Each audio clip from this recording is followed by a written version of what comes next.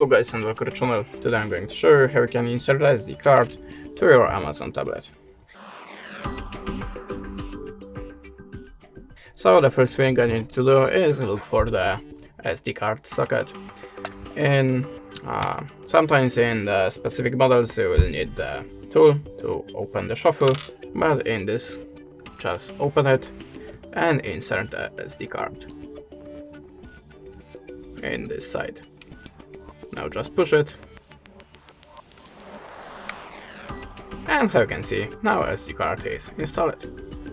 And that's it. Thanks for watching, leave us a subscribe or a comment, and goodbye.